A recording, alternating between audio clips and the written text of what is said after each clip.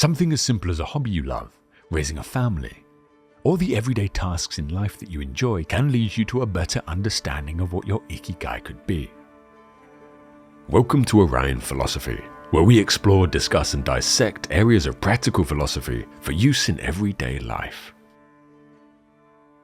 Today we're talking about the concept of Ikigai. There's a concept in the culture of Japan that describes a balance between life and purpose, the pursuit of a goal worthy of your time, while providing you with satisfaction in doing the work itself, not simply in the result of the work like getting a paycheck at the end of each month. A concept that can seem quite alien today.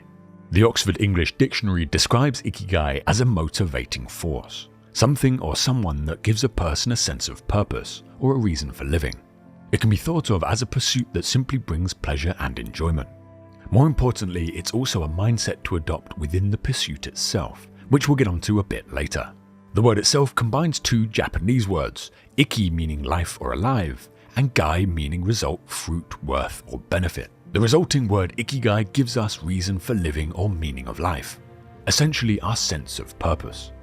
The scholar Michiko Komano explained that the feeling of Ikigai within Japanese culture means to have the feeling of accomplishment, fulfillment, and the satisfaction that's felt when people pursue their passion.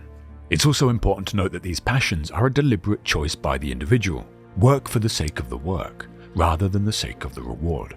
And it's not something imposed, like a job that one must take in order to live. However, the two can be one and the same. The Japanese psychologist Katsuya Inoue describes Ikigai as being formed of two parts. The first being sources or objects that bring value or meaning to life, and the second, a feeling that one's life has value and meaning because of the existence of its source or object. From there, Inoue divides Ikigai into thirds. Social Ikigai, referring to that which are a benefit to society, such as volunteering. The second is non-social Ikigai, referring to those which are not directly social, such as inner faith and self-discipline. And third, anti-social Ikigai, referring to those which are fueled by emotions such as hate, envy, and revenge. The concept of Ikigai and the search for a purpose worthy of one's time has been credited as one of the things able to provide Japanese people with long life, the resistance to retire, and living a healthy, happy existence. This is in harsh contrast to the Western way of life, where people work jobs they often don't like in order to retire as early as possible.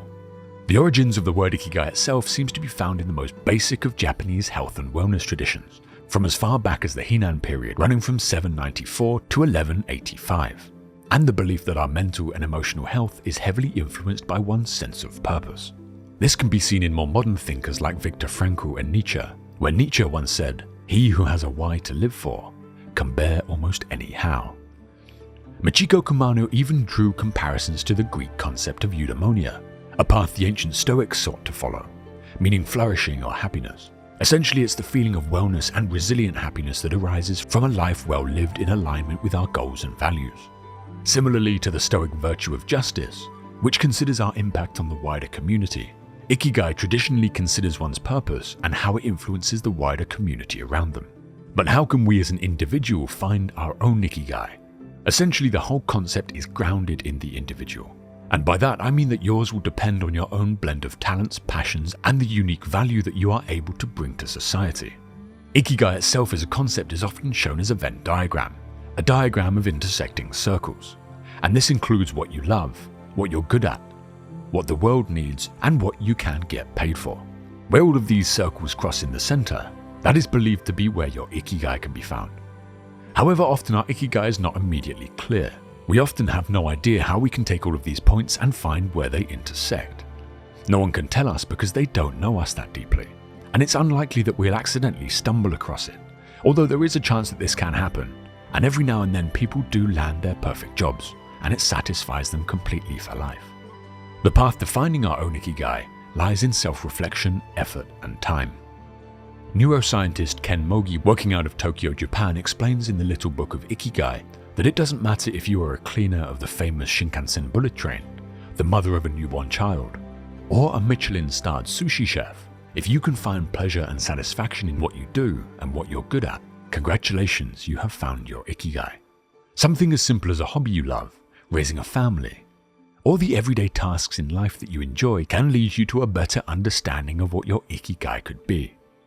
When we're struggling to find answers to some of these questions, Hector Garcia, the author of Ikigai, The Secret to a Long and Happy Life, suggests that awareness is one of the most important steps to the answers.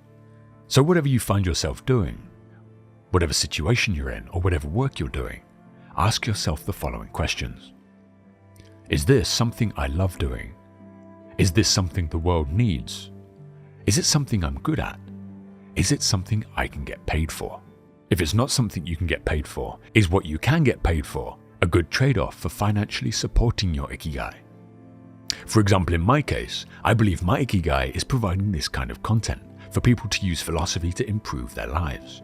But it doesn't make enough money for me to live off, so I have a day job to support my Ikigai.